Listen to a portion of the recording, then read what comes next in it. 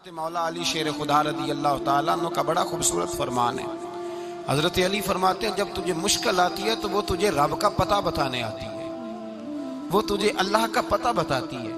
اس لیے کہ جب تو سارے اسباب کر لیتا ہے، جو ضرورت ہوتی ہے پوری کرتا ہے، تندرست ہو کے وہ کام کرتا ہے، پھر بھی کام نہیں ہوتا، تو اس کا مطلب ہے کرنے والا تو نہیں، کرنے والا کوئی اور ہے، جو کام کرنے والا کوئی اور ہے۔ تو عزیز بھائی یاد رکھیں، ہر مشکل کے ساتھ اللہ نے آسانی رکھی ہوتی ہے۔ اگر اللہ تبارک و تعالیٰ بیماری عطا کرے تو اس کے ساتھ اللہ پھر جو تندرستی دیتا ہے وہ بھی بڑی اعلیٰ ہی عطا فرماتا ہے۔ اگر اللہ کبھی غربت دے تو پھر اس کے بعد جو اللہ تعالیٰ آسانی دیتا ہے وہ بھی بڑی اعلیٰ ہی عطا فرماتا ہے۔ حضرت ایوب علی نبینا علیہ الصلوۃ والسلام بیمار رہے، 60 سال اللہ نے تندرستی دی۔ کتنے سال بولے؟ 60 سال، غور کرنا بات پر، 60 سال علیل رہے، پھر بیمار ہو گئے، 18 سال ہو گئے بیمار ہوئے۔ زوجہ کہنے لگی دعا کر لیں آپ کو اللہ صحت دے دے۔ ہمیں اگر کوئی بندہ پوچھ لینا کہ بھائی کبھی کوئی خاص بات تو سناؤ، تو ہم جو ساری زندگی سکھ کے ساتھ سوئے ہوتے ہیں وہ بات نہیں سناتے، وہ جو ایک رات درد سے نیند نہیں آتی اس رات کا قصہ سناتے ہیں، کہتے ہیں وہ میرے الٹے دانت میں درد تھا تو میں ساری رات سو نہیں سکا۔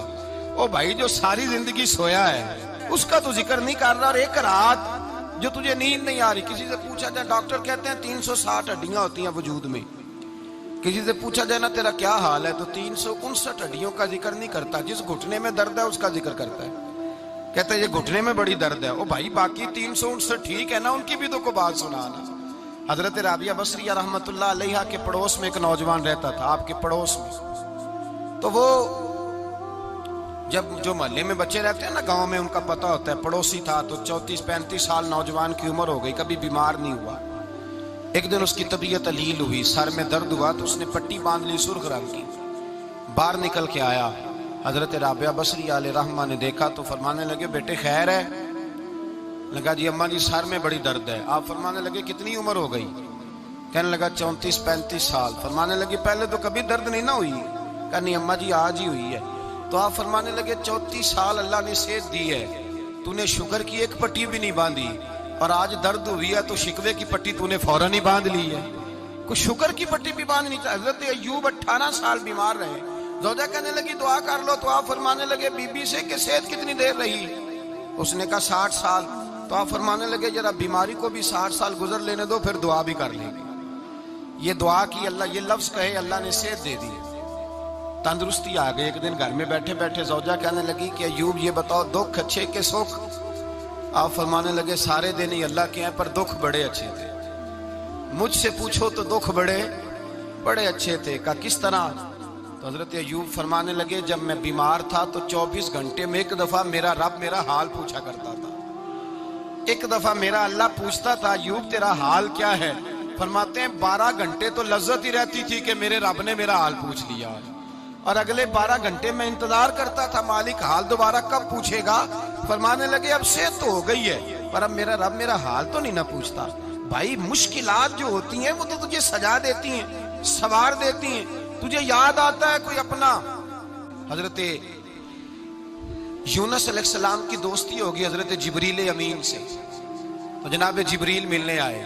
حضرت یونس علیہ السلام فرمانے لگے جبریل میرا دل کرتا ہے مجھے اس بندے کی ملاقات کرا جو اللہ کا سب سے زیادہ عبادت گزار بندہ ہے۔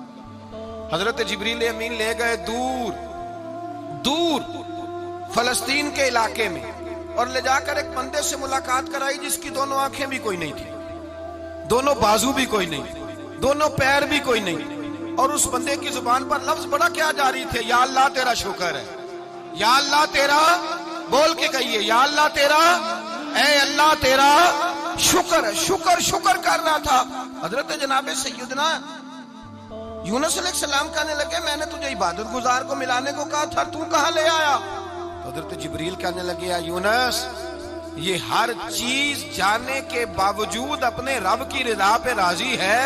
اس وقت دنیا میں نبیوں کے بعد جس سے اللہ سب سے زیادہ پیار کر رہا ہے وہ یہی بندہ ہے، یہ اپنے رب کی رضا پہ راضی ہے۔ اے تن میرا کنگھی ہووے تے میں زلف سجن دی واواں، تے پوش میرے دی جتی بن جائے تے میں یار دی قدمی آواں، مارو مینو مار مکاؤ کوئی عذر نہ پیش لے آواں تے جے سونا ہی میرے دکھ وچ راضی، جے سونا ہی میرے دکھ وچ راضی، جے سونا ہی میرے دکھ وچ راضی تے میں سکھ نو چلے ڈاواں، مانا کہ جب اس حال میں راضی ہے تو بس ٹھیک ہو گیا، ٹھیک ہو گیا۔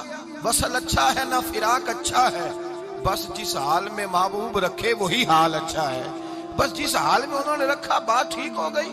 اس میں اب انسان شکوا کرتے پھرے کہ یہ کس طرح ہے وہ کس طرح، اپنے آپ کو مطمئن رکھا۔ مشکل کے بعد جو آسانی حضرت لقمان حکیم، ان کے نام پر قرآن مجید کی پوری سورت ہے۔ حضرت لقمان حکیم علیہ رحمہ آپ اپنے بیٹے کو نصیحت کر رہے تھے، کہنے لگے بیٹا کو مشکل آئے تو گھبرانا نہیں، کو مشکل آئے تو کرے بیٹوں کو سمجھ آ جائے کہ مشکل آئے تو، سمجھ آ رہی ہے بات کی، مشکل آئے تو۔ اور کیا خوبصورت جملے، بیٹے کو بٹھا کے کہتے ہیں بیٹا چھوٹی مشکل آئے گی تو اللہ بڑی مشکلات آسان کر دے گا، سمجھو چھوٹی مشکلات آئیں تو اللہ نے بڑی مشکلیں اس نے آسان کر دی۔ اور آپ کو بتاؤں اصل انسان ہوتا ہی وہ ہے جو مشکلوں میں جینے کا ڈھب سیکھ جاتا ہے، وہ بن جاتا ہے جو کرب کے حالات میں جینے کا سلیقہ سیکھ جائے۔ اپنے بچوں کو یہ سمجھانا، حضرت لقمان بیٹے مشکل آئے تو گھبرانا نہیں، بڑی کو ٹال دیتی ہے، وہ نیکی کا اور آسانی کا پیش خیمہ ہوتی ہے، اللہ اس کے بعد آسانی سمجھا رہے ہیں۔ کچھ دنوں کے بعد کہنے لگے آؤ فلاں اللہ کے نبی کی ملاقات کو چلے، فلاں نبی علیہ السلام سے ملنے چلتے ہیں۔ اس زمانے میں جو نبی تھے ان سے ملنے چلے گئے، بیٹے کو بات یاد تھی، گھوڑے پہ بیٹھے، امام ابن جوزی نے اس کو لکھا ہے، گھوڑے پہ بیٹھے تھے دونوں کے پاس گھوڑے تھے۔ اب رستہ بہت زیادہ تھا، کھانا ساتھ لے لیا، پانی ساتھ لے لیا، رستہ لمبا تھا، صحرا کا علاقہ تھا۔ جب جانے لگے تو اتنی سخت گرمی ہوئی کہ گھوڑے بھی بے ہوش ہونے لگے، اچانک ایسی گرم لو چلی کہ گھوڑے بھی۔ اب دونوں باپ بیٹا جو تھے وہ بڑی جوش میں تھے کہ جانا ہی جانا ہے، گھوڑے سے اتر کر کے پیدل چلنے لگے۔ اب پیدل چلتے چلتے ذرا آگے گئے تو گرمی میں جتنا بندہ پیدل چلتا ہے اتنا پیاس بھی زیادہ لگتی ہے، تو پانی پیتے رہے، کھانا کھاتے رہے، کھانا پانی بھی ختم ہو گیا۔ تھوڑا آگے چلے نا تو اس قدر تکلیف بڑی کہ حضرت جناب لقمان کے بیٹے کے پیر کے اندر ایک ہڈی پیوست ہو گئی، اتنی بڑی ہڈی تھی وہ اندر ہی چلی گئی، پیر میں خون کے فوارے گرنے لگے، بیٹا بے ہوش ہو گیا۔ حضرت لقمان اس کے سرانے بیٹھے تو بیٹا تھا نا، آنکھوں میں آنسو آ گئے۔ بیٹے نے آنکھ کھولی تو کہنے لگا ابا جی آپ تو صبر کرنے والے ہیں، آپ رو رہے ہیں۔ فرمایا بیٹے میں کیا کروں، میرے سینے میں جو دل ہے وہ ایک باپ کا دل ہے، تو باپ جو ہوا تیری دکھ پر رونا آیا۔ بڑی مشکل سے دانت کے ساتھ ہڈی نکالی، ہڈی نکلی تو خون بھی چلا۔ صاحب زیادہ کہنے لگا حضور آپ نے تو کہا تھا ہر مشکل کے بعد آسانی ہوتی ہے، اور چھوٹی مشکل دیکھ کے اللہ بڑی سے بچا لیتا ہے، تو ہم تو اچھے کام چلے تھے، مشکل پہ مشکل، مشکل پہ مشکل، یہ کیا ہے؟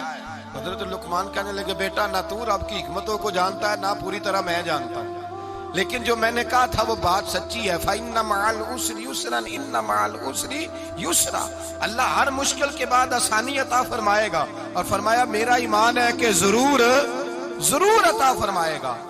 یہ بات کہہ رہے تھے کہ سامنے سے دھواں اٹھا، اتنا سخت دھواں اٹھا کہ آپ نے سوچا شاید وہاں آبادی یا وہاں جاتے، وہاں چلنے لگے تو پیچھے سے کسی نے آواز دی ٹھہر جاؤ، رکو، وہیں رک گئے۔